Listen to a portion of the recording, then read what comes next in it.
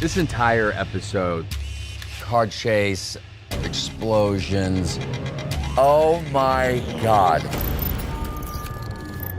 Maximum speed, go.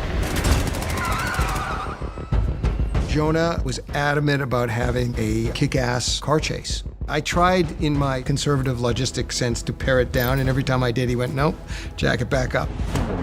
We shoot a grenade, and it comes back and blows up a car. CG explodes. We did a practical version of it, and we will end up doing a CG takeover of that. Utter chaos.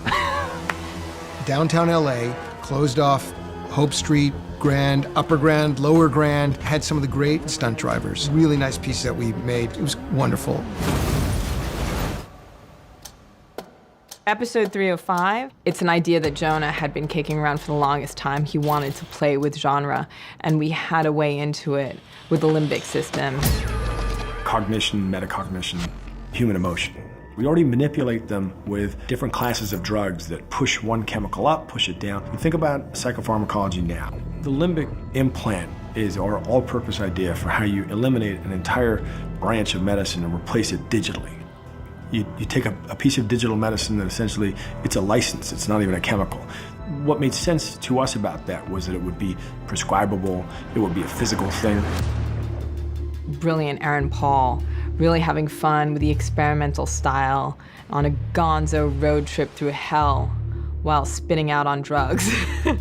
The craziest drug trip of your life, from horror to suspense to action to romance.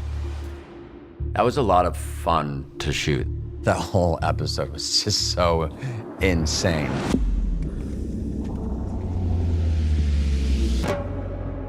Casting Vincent Cassel was a no-brainer. I actually remember on the phone talking to him about the character.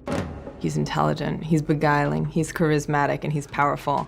And he said, I can see why you wanted to cast me. He has a magnetism to him as a performer and an intelligence that you really wanted in this role. Almost godlike in his understanding of the world. People who really have a vision of what could happen with the world and how they can make it better. I've listened to those people speaking about their ideas and try to figure out what kind of character, because you cannot be too snob, even though you're out of society, but you still think for the people. And Garrod Serac.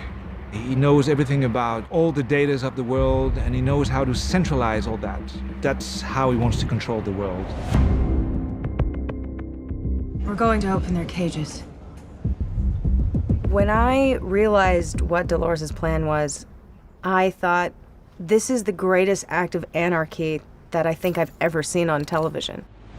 Everyone can see their entire life is playing out exactly the way the system has set it up. And it feels like all of their choices have been a lie.